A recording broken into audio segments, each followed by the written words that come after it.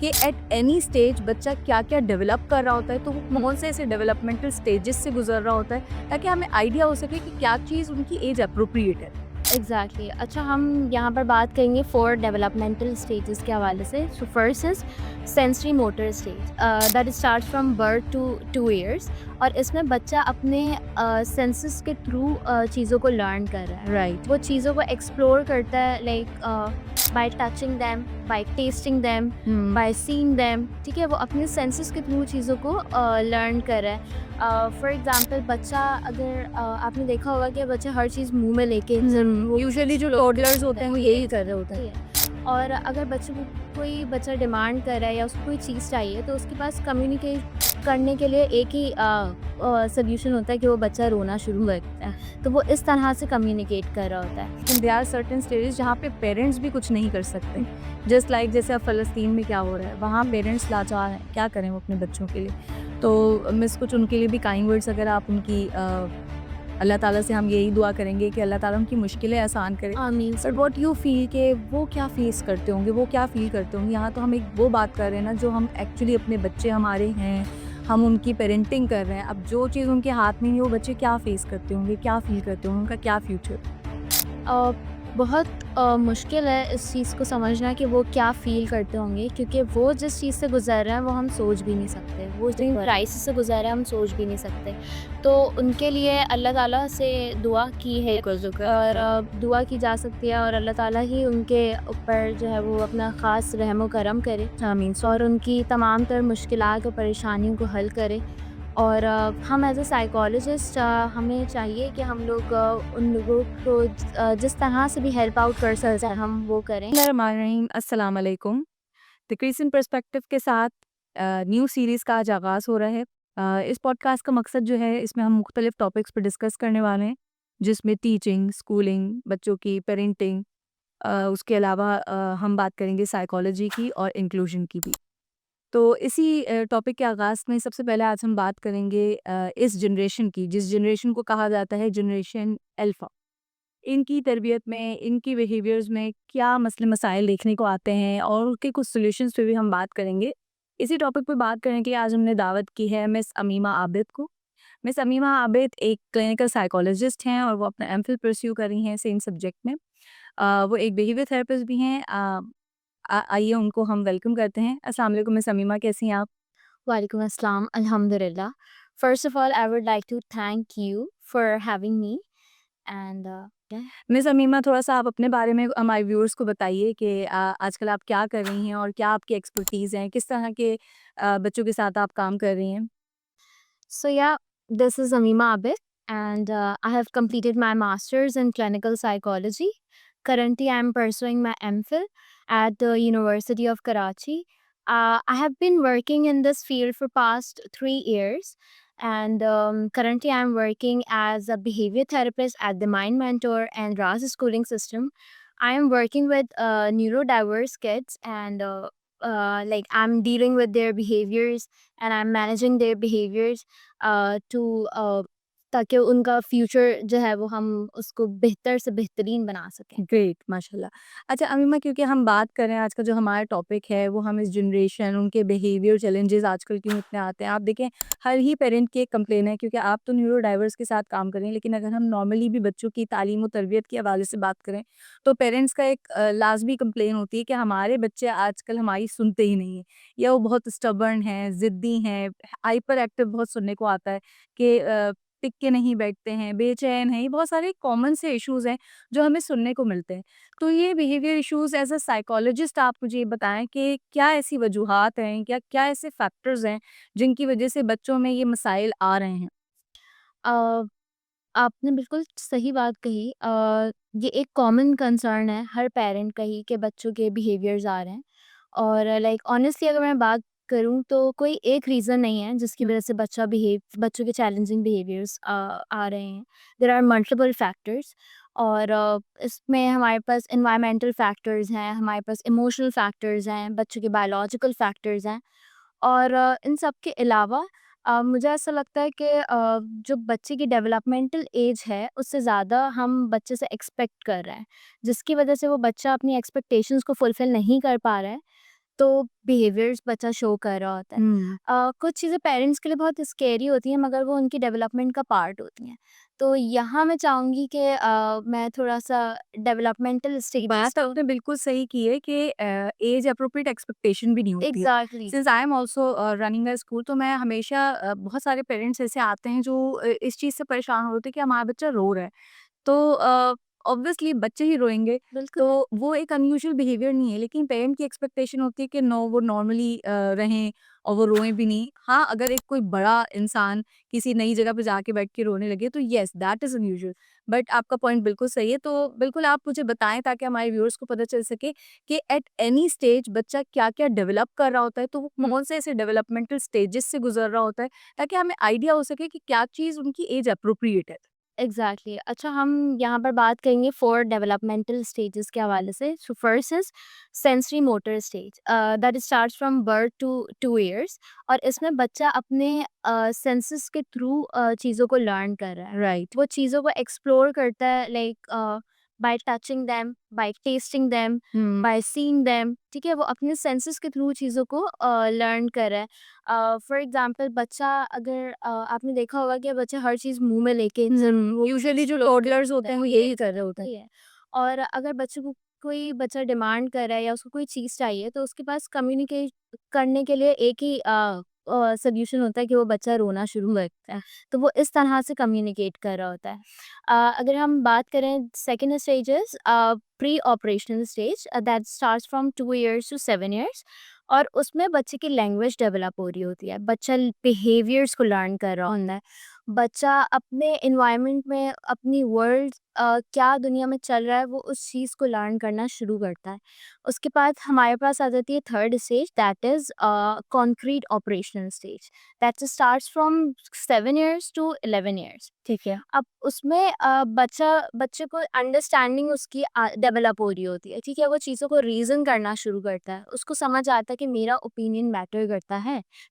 उसके बाद the fourth stage is concrete operation stage या that start from 12 years to onwards और इसको हम ये भी कह सकते हैं जो टीन एजर्स होते हैं हम उनके बारे में यहाँ बात कर रहे हैं तो वहाँ उन बच्चों का इस स्टेज पे जाके बिलीफ सिस्टम जो है वो फॉर्म हो रहा होता है बच्चे ऑफ कोर्स टीनेजर्स हैं तो हार्मोनल चेंजेस से भी गुजर रहे होते हैं उनको अपने पेरेंट्स अफेक्शन की नीड होती है वो एक लाइक बच्चे बहुत सी चीज़ों को उस टाइम पे हैंडल कर रहे होते हैं पेयर प्रेशर होता है एकेडमिक प्रेशर है और वो इन चीज़ों को लाइक खुद से हैंडल करने की कोशिश कर रहे होता है सही, तो जो ये आप लास्ट स्टेज आपने बताई, जिसमें हम ये कह सकते हैं कि 12 प्लस एज के बच्चे होते हैं, जो कि जी ऑलमोस्ट एडल्टहुड की तरफ जा रहे होते हैं, हम्म, या एडोलेसेंस आप कह लें, तो उसमें बहुत सारे चैलेंजेस आते हैं बिल्कुल और आजकल देखने में भी आ रहा है कि जो ये वाली एज है, इसी में ज़्यादातर जो है वो इश्यूज़ जनरेट हो रहे होते हैं, सुसाइडल कंप्लेंट्स आ रही हैं, आपने देखा ही है आजकल।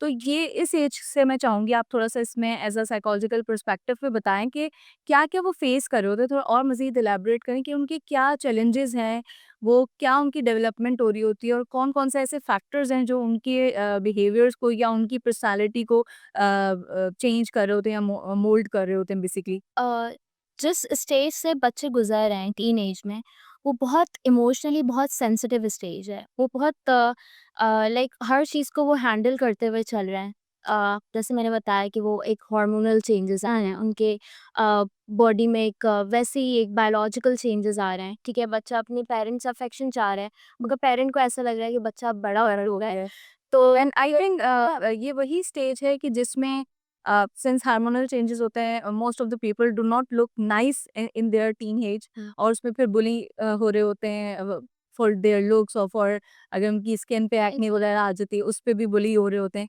तो दैट मीन्स के एक्सटर्नल फैक्टर्स भी फिर उनको अफेक्ट कर रहे होते हैं। उनके खुद की डेवलपमेंट तो जी चल ही रही है, उनके खुद के चैलेंजेस तो हैं वो जिससे कोप अप करें, but there are certain external factors as well.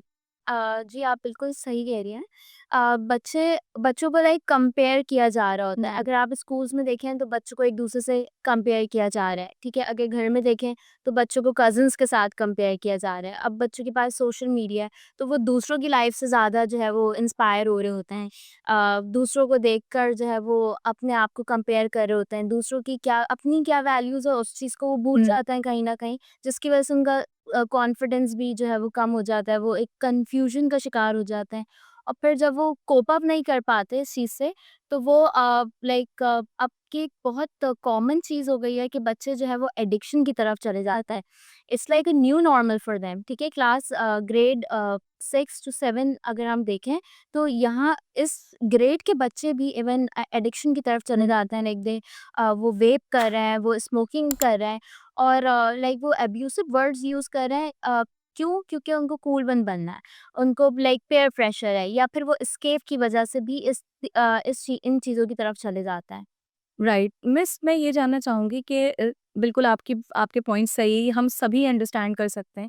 But आपको नहीं लगता कि ज़्यादातर इस चीज़ पे कोई भी बच्चा आप अपने सराउंडिंग में भी देखें जो इस तरह की चीज़ों में इन्वॉल्व हो जाते हैं या वो ये सब फेस कर रहे होते हैं, एनी हाउ उनको यही कंप्लेन की जा रही होती है, मोबाइल ज़्यादा यूज़ कर रहा है तो ओके पेरेंट्स ने छूट दी होगी या पेरेंट्स पे ही ब्लेम आ रहा होता है। हुँ। तो क्या किस हद तक इसमें पेरेंटिंग का रोल है?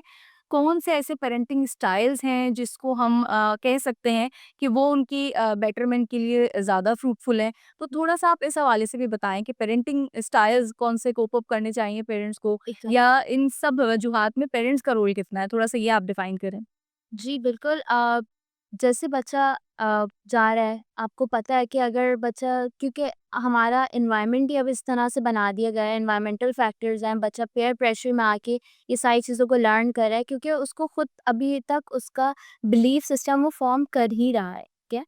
तो अगर बच्चा आपको घर आके ये बात कम्युनिकेट कर रहा है या वो बता रहा है कि मैंने बाहर अपनी मदर को अपने फादर से वो डिस्कस कर रहा है कि मैंने बाहर देखा है स्कूल के बाहर किसी को कि कोई बच्चा वेप कर रहा था या वो स्मोकिंग कर रहा था, तो हमारे घर में क्या होता है कि अच्छा ओके उसको वहीं शट डाउन कर दिया जाता है। ये बिल्कुल गलत बात है, इसके ऊपर कोई बात बुरी नहीं। बात है। एग्जैक्टली हुँ। तो मैं ये कहूँगी कि पेरेंट्स को कि वो इस टॉपिक के ऊपर ओपनली बच्चे से कम्युनिकेट करें, उस बच्चे को ये समझाएं और बताएं कि क्या सही है क्या गलत है, ठीक है। उस बच्चे को आपने ये बताना है कि ठीक है बेटा दुनिया है, दुनिया में ये सब चीज़ें होती हैं मगर हमारी वैल्यूज़ क्या हैं, हमारा बिलीफ सिस्टम क्या है।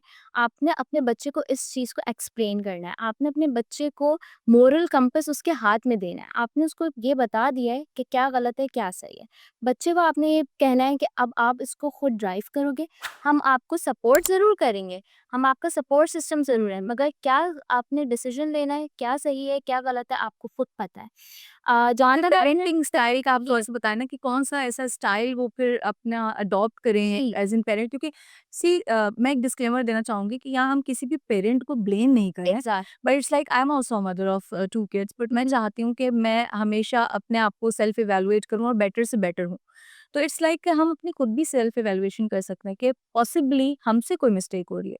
तो इट्स लाइक कि आप थोड़ा-सा हमें रिव्यू करवाएँ कि कौन-कौन से स्टाइल्स हैं पेरेंटिंग के ताकि हम भी इस चीज़ को लाइक खुद से कर सकें कि which one is the best? Look we have various parenting styles, ठीक है। अ, मगर आप लोग खुद इस चीज़ को जज करें कि आप लोग कौन सा स्टाइल फॉलो कर रहे हैं और which style is the best, ठीक है। Because it vary from culture to culture. मगर हम यहाँ पर बात करेंगे फोर मेन पेरेंटिंग स्टाइल्स की। ठीक तो है। सबसे पहले हम बात करते हैं परमिसिव पेरेंटिंग की, जिसमें पेरेंट बहुत ज़्यादा लीनियंट है, जो करना है करो, ठीक है। बच्चे के लिए कोई उन्होंने कोई डिसिप्लिन नहीं है, बहुत ज़्यादा पेरेंट्स जो हैं वो रिलैक्स हैं। बच्चे को इतना ज़्यादा फ्रीडम दिया हुआ है कि ठीक है, तुम्हें जो चाहिए तुम्हें मिल जाएगा। हुँ। पेरेंट चाह रहा होता है कि मेरा बच्चे से कोई कॉन्फ्लिक्ट ही ना हो, अगर बच्चे को कुछ चाहिए तो ठीक है, ये ओके दे हुँ। दिया। आप उसको अगर लेमन टर्म में मैं बोलूँ तो बच्चे को बिल्कुल ही बिगाड़ देता है। बच्चे को लाड-प्यार में। बिल्कुल लाड-प्यार में बच्चे को बिगाड़ दिया हुँ। आपने, बच्चे को कोई वैल्यू ही नहीं है किसी चीज़ की, ना उसको किसी चीज़ की कदर है क्योंकि उसको पहले से पहले ही दे दिया गया है। तो अब इससे होता क्या है कि बच्चा जो है वो बहुत ज़्यादा एंटाइटल्ड फ़ील करता है, यानी कि अब उसको नो ना सुनने की आदत ही नहीं है, ठीक है? अब ऑफ़ कोर्स आप सोसाइटी में रन हुँ। लड़ते हैं तो आपको ना तो सुनने के लिए मिलेगा ही। तो वो Theoretically, these kind of kids are more non-flexible और बिल्कुल। उनके अंदर adaptability कम होती है, ऐसे ही होता है ना? जी, बिल्कुल। राइट। ओके, उसके बाद हम बात करेंगे सेकंड स्टाइल की, दैट इज़ अथॉरिटेरियन पेरेंटिंग, जिसमें एक तरफ तो पेरेंट बहुत ज़्यादा ही फ्लेक्सिबल थे और बहुत ज़्यादा ही सॉरी लीनिएंट थे। अब यहाँ पर पेरेंट बहुत ज़्यादा ही स्ट्रिक्ट है, ज़रूरत से ज़्यादा स्ट्रिक्ट है। यानी कि अगर बच्चा बात नहीं सुन रहा है तो उसका क्या मतलब है, बच्चे को मारो, ठीक है? अगर बच्चे के ओपिनियन की, बच्चे की बात की कोई वैल्यू ही नहीं है पेरेंट के लिए, उसने बस पेरेंट ने कह दिया जो मैंने कहा है वो करना है। हुँ। इवन अ, आपने देखा होगा कि जब लाइक हमारे तो पेरेंट्स इस तरह के नहीं है, मगर जो उनके पेरेंट्स हैं वो थोड़े इस तरह की ही अथॉरिटी फिगर थी कि जो बस मैंने कहा है वही करना है। यहाँ शादी करनी है, जहाँ कह दिया वहीं शादी है। जो कह दिया यही आई कर थिंक सबने ही अपने नाना-नानी या दादा-दादी से ये अल्फ़ाज़ तो ज़रूर सुना होगा कि हमने अपने बड़ों से सवाल नहीं किया। हाँ, I think they are the same generation जिन्होंने उस टाइप की पेरेंटिंग को सफ़र किया होगा। मैं तो सफ़र ही कहूँगी बिकॉज़ वहाँ आप अपने ओपिनियंस नहीं दे सकते, आपकी पर्सनैलिटी जो है वो बाउंड हो जाती है बहुत ज़्यादा। तो I think there is a generational trauma as well कि जो जनरेशन टू जनरेशन चलता है, आई होप कि इसको ब्रेक किया जाए। I hope so. हुँ। और बिल्कुल ऐसा ही है कि बिल्कुल अथॉरिटेरियन पेरेंट्स इस तरह के होते हैं कि मेरे सामने कोई ज़बान नहीं चलाएगा। बस जो मैंने कहा है वही होगा। जो करियर मैं कह रहा हूँ वही चूज़ करो, अपना पैशन छोड़ दो। कोई रीज़न भी उनको मैटर नहीं करता है। एग्ज़ैक्टली, अब इससे आप अपने बच्चे को ओबीडिएंट तो शायद ज़रूर बना लेंगे, मगर वो बच्चा, उसका सेल्फ कॉन्फिडेंस, उसकी सेल्फ एस्टीम वो बहुत लो हो जाएगी। ऑफ़ कोर्स, और वो बच्चा जो है वो आपसे चीज़ें छुपाएगा, आपको बातें नहीं बताएगा। तो इसीलिए कहा जाता है कि authoritarian parents create biggest lawyers. तो इसी इसी वजह से इनके लिए आसान होता है कि पेरेंट्स से झूठ बोल लें रेदर देन उनको समझा लें। बिल्कुल ऐसा ही है। राइट। उसके बाद हम थर्ड पेरेंटिंग की बात करते हैं, पेरेंटिंग स्टाइल की, एंड दैट इज़ नेग्लेक्टफुल पेरेंटिंग। अ, उसमें बच्चे पेरेंट को बच्चे से कोई मतलब ही नहीं है। हुँ। वो अपनी लाइफ में इतना ज़्यादा बिज़ी हैं, वो अपने सोशल मीडिया पे इतना ज़्यादा बिज़ी हैं कि उनके लिए बच्चे को देने के लिए टाइम ही नहीं है। उनको यही नहीं पता कि बच्चे का क्या रिज़ल्ट आ रहा है, बच्चा क्या पढ़ रहा है, बच्चे के पेपर्स कब हैं। उनको कोई बच्चे से कोई सरोकार ही नहीं है। अ, इवन लाइक ऑनेस्टली अगर मैं आपको बताऊँ तो मैंने खुद विटनेस किया है इस चीज़ को कि बच्चा अपनी बात कोई कम्युनिकेट करना आए पेरेंट्स से, तो लाइक मदर्स और फादर्स वो इतना बिज़ी हैं कि मैं अपना ड्रामा देख रही हूँ, अभी मुझे कोई बात नहीं सुन। और फादर्स भी लाइक कि अभी मेरी मीटिंग्स हैं, या मैं अपना न्यूज़ चैनल देख रहा हूँ, मुझे कोई आवाज़ नहीं चाहिए, कोई शोर नहीं चाहिए। तो बच्चा किससे कम्युनिकेट करे? हुँ। बच्चा ऑफ कोर्स वो इनसिक्योर हो जाता है। बच्चा जो है वो अपने फ्रेंड्स की तरफ ही फिर ज़्यादा बेहतर समझता है जा। हुँ। बट व्हाट आई फील कि ऑब्वियसली एक अवेयरनेस की भी कमी है। आई डोंट थिंक सो कि कोई भी पेरेंट चाहेगा जान के कि वो अपने बच्चों के लिए बेहतरी ना करे। तो इट्स लाइक कि खुद को थोड़ा-सा इवैल्यूएट करने की ज़रूरत है, थोड़ा-सा ब्रेन को और ओपन करने की नीड है कि कहीं हमसे ही तो कोई मिस्टेक नहीं हो रही। और फिर ऑब्वियसली जब तक आप हयात हैं, आपका ये फेज़ चल रहा है, आप उसको करेक्ट कर सकते हैं। हुँ। तो मैं चाहूँगी कि इसमें हम एक छोटा-सा मोमेंट लें और क्योंकि हम बच्चों के ही चैलेंजेस पे बात कर रहे हैं, लेकिन देयर आर सर्टेन स्टेजेस जहाँ पे पेरेंट्स भी कुछ नहीं कर सकते। जस्ट लाइक जैसे अब फ़लस्तीन में क्या हो रहा है, वहाँ पेरेंट्स लाचार हैं, क्या करें वो अपने बच्चों के लिए। तो मिस कुछ उनके लिए भी काइंड वर्ड्स अगर आप उनकी अल्लाह ताला से हम यही दुआ करेंगे कि अल्लाह ताला उनकी मुश्किलें आसान करे। आमीन। बट व्हाट यू फ़ील कि वो क्या फ़ेस करते होंगे, वो क्या फ़ील करते होंगे? यहाँ तो हम एक वो बात कर रहे हैं ना जो हम एक्चुअली अपने बच्चे हमारे हैं, हम उनकी पेरेंटिंग कर रहे हैं। अब जो चीज़ उनके हाथ में नहीं है वो बच्चे क्या फ़ेस करते होंगे, क्या फ़ील करते होंगे, उनका क्या फ्यूचर? अ, बहुत मुश्किल है इस चीज़ को समझना कि वो क्या फ़ील करते होंगे, क्योंकि वो जिस चीज़ से गुज़र रहे हैं वो हम सोच भी नहीं सकते। वो जिन क्राइसिस से गुज़र रहे हैं हम सोच भी नहीं सकते। तो उनके लिए अल्लाह ताला से दुआ की है, और दुआ की जा सकती है, और अल्लाह ताला ही उनके ऊपर जो है वो अपना ख़ास रहम व करम करे आमीन। और उनकी तमाम तर मुश्किलात और परेशानियों को हल करे। और हम एज़ अ साइकोलॉजिस्ट हमें चाहिए कि हम लोग उन लोगों को जिस तरह से भी हेल्प आउट कर सकते हैं हम वो करें। इवन हम एज़ अ सोसाइटी कुछ ना कुछ अपना पार्ट ज़रूर रोल बिल्कुल, as in we can play. Talk about that. हम एग्ज़ैक्टली। रुकने नहीं चाहिए। बिल्कुल। This is what I feel.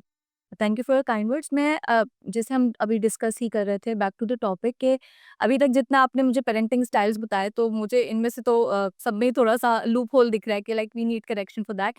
तो what is the best parenting style, कि हम ऐसा क्या बेहतर करें कि जिससे हमारी जो भी जनरेशन है वो एक अच्छी well being, mentally, physically, personality wise strong हो सके, या आपकी नज़र में एज अ साइकोलॉजिस्ट कौन सा पेरेंटिंग स्टाइल जो है वो बेस्ट है?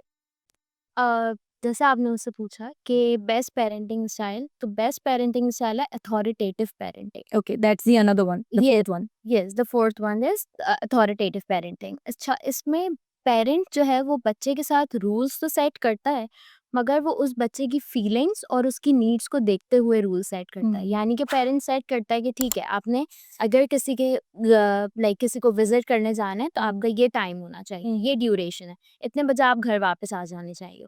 ठीक है, मतलब पेरेंट्स ने एक लिमिट सेट कर दी है बच्चे के लिए, मगर उसकी फीलिंग्स और उसके नीड्स को अंडरस्टैंड करते हुए वो पेरेंट, अथॉरिटेटिव पेरेंट जो होता है वो बच्चे को समझते हैं, उसको अंडरस्टैंड करता है। वो इस चीज़ को समझता है कि उस बच्चे की अपनी भी एक आइडेंटिटी है। वो उस बच्चे को सपोर्ट करते हैं, वो उस बच्चे को डायरेक्शन देते हैं, क्योंकि आपका बच्चे को डायरेक्शन देना बहुत ज़रूरी है। आपको ही बताना है कि बच्चे के लिए सही क्या है, गलत क्या है। आप अपनी डायरेक्शन बच्चे को ज़रूर दिखाते हैं, उसके बाद फिर बच्चा खुद उस चीज़ को, ऑफ कोर्स वो लर्न कर रहा है, कोई भी इंसान परफेक्ट नहीं है, हमसे खुद गलतियाँ हो जाती हैं, तो बच्चे तो फिर बच्चे होते हैं। बिल्कुल सही। तो बस यही बात है कि जब आप इतनी अच्छी पेरेंटिंग करते हैं, अगर आप अथॉरिटेटिव पेरेंट्स हैं, तो आपका बच्चा लाज़मी फ्लरिश करेगा, वो सक्सेसफुल भी बनेगा, वो सेल्फ कॉन्फिडेंस उसका बूस्ट होगा एंड सो ऑन। ठीक है, अभी हमने पेरेंटिंग की तो बात की, और आपने हमें कुछ पेरेंटिंग स्टाइल्स भी सजेस्ट किए और बताए जो हमने गो थ्रू किए। तो इसके अलावा भी देयर आर सर्टेन सिनेरियो जिसमें सिर्फ एक पेरेंट का रोल नहीं होता। Specially those who are living in a joint family, they are not the one कि वो अपने बच्चे को ब्रिंग कर रहे होते हैं, they are so many people. उसके अलावा भी कुछ एनवायरमेंटल फैक्टर ज़रूर होंगे जो आपने भी अपनी स्टडीज़ में एज अ साइकोलॉजिस्ट किए होंगे स्टडी। तो वो थोड़े से आप बताएं, वो क्या फैक्टर्स जो हैं वो इनके बिहेवियर्स को या इनकी पर्सनालिटी को इफेक्ट कर रहे होते हैं, एनवायरमेंटल फैक्टर्स? अ, बिल्कुल, लाइक मोस्टली अभी भी लोग जॉइंट फैमिली सिस्टम में रह रहे हैं, और ये बहुत ज़रूरी है कि आपके घर का माहौल कैसा है। ये चीज़ आपके घर का जैसा माहौल होगा, वो आपके बच्चे की पर्सनैलिटी को शेप करता है। ठीक है, आपके घर में आपका वैल्यू सिस्टम क्या है, यानी कि आपके घर में किस चीज़ को अहमियत दी जाती है और किस चीज़ को अहमियत नहीं दी जाती। क्या आपके घर में अहमियत इस चीज़ को दी जाती है, या आपके घर में इस बात पे डिस्कशन की जाती है कि कार का मॉडल क्या है, मोबाइल का मॉडल क्या है? आपके घर में शो ऑफ को जो है वो बहुत ज़्यादा शो ऑफ किया जाता है, ठीक है, चीज़ों को लेकर, या फिर आपके घर में सिर्फ़ एक रेस लगी हुई है कि ठीक है भाई, बस कामयाब होना है और सक्सेसफुल बनना है, और बस आपको जो है वो अंधाधुंध पैसे कमाने हैं, और इसी को हम सक्सेस कह रहे हैं। तो बच्चा उससे शायद सक्सेसफुल इंसान तो बन जाएगा, कामयाब तो वो हो जाएगा, मगर वो अच्छा इंसान नहीं बन सकता। और जहाँ तक आप एनवायरमेंटल फैक्टर्स की बात कर रही हैं, तो यहाँ पर मैं ज़रूर ऐड करना चाहूँगी एक्सेसिव स्क्रीन टाइम के बारे में मैं बात करूँगी। अ, हमें खुद लाइक हमारे फैमिली वैल्यूज़ में अगर कोई लिमिट्स ही नहीं है, अगर कोई रूल्स ही सेट नहीं है कि डिनर टेबल पे सभी मोबाइल फ़ोन यूज़ कर रहे हैं, तो ऑफ कोर्स अब हमें इतनी ज़्यादा जो है वो एडिक्शन हो गई है लिटरली स्क्रीन्स की, कि हम सोने से पहले हमें मोबाइल देखना है, हमें मोबाइल चेक करना है, हमें जब हम उठेंगे तो सबसे पहले मोबाइल देखेंगे।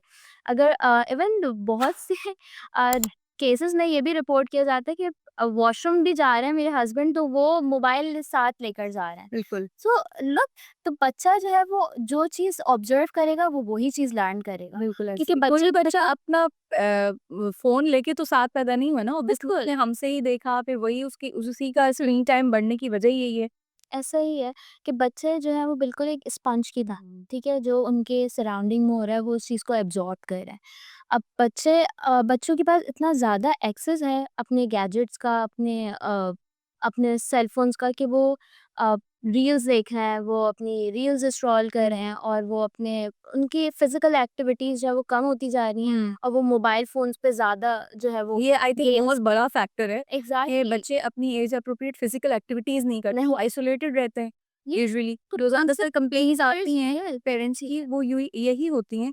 और ख़ास करके जो दौर था 2020-2019 जब कोविड का दौर था, तो उसमें बच्चों का स्क्रीन टाइम शायद इसीलिए ज़्यादा बढ़ा because they are home bound. हुँ, तो उसकी वजह से यही हुआ कि बच्चों का स्क्रीन टाइम एक्सेसिव हो गया और वो अब सोशलाइज़ इवन पेरेंट्स नहीं चाहते कि वो अपने बच्चों को किसी सोशल गैदरिंग में लेके जाएँ because they not behave appropriate. Exactly. वो बच्चा जो है वो सोशलाइज़ नहीं हुँ। कर रहा है, उसकी स्पीच डिले के जो प्रॉब्लम्स आए हैं हमारे पास, उसके बाद बच्चा जो है वो इरिटेटेड फ़ील कर रहा है। हुँ। उसको सबके साथ मिक्स अप ही नहीं होना, ठीक है? वो जो है वो उसको बोर लग रहा है सब कुछ, क्योंकि वो इतना ज़्यादा फ़ैसिनेट हो चुका है, उसको अपना टाइम जो है वो किसी के साथ स्पेंड करने का जो है वो पसंद ही नहीं आ रहा कि वो किसी और के साथ अपना टाइम स्पेंड करे। जिसकी वजह से बच्चों की स्लीप क्वालिटी भी जो है वो इम्पैक्ट करती है, उनका स्लीपिंग पैटर्न ख़राब है। अब स्लीपिंग पैटर्न ख़राब है तो वो इंटरलिंक सारी चीज़ें करती हैं कि बच्चा जो है वो इरिटेटेड फ़ील करेगा, उसका लो मूड है, वो उसके मूड स्विंग्स आ रहे हैं।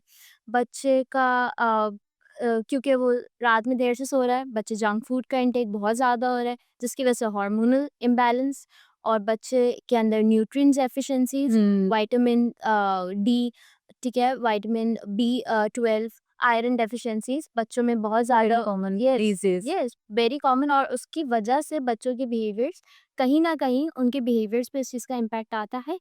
और बच्चों की फिर इंटेक, एक्सेसिव शुगर इंटेक की तरफ अगर हम बात करें, तो उसकी वजह से बच्चों की आप देख सकते हैं कि अब आजकल बहुत ज़्यादा केसेस रिपोर्ट किए जा रहे हैं कि बच्चों में टाइप 2 डायबिटीज़ जो है वो बहुत ज़्यादा बढ़ चुकी है। बच्चे कार्डियोवैस्कुलर डिज़ीज़ को इन सब चीज़ों को फेस कर रहे हैं। बच्चे क्या लर्निंग प्रॉब्लम्स आ रही हैं।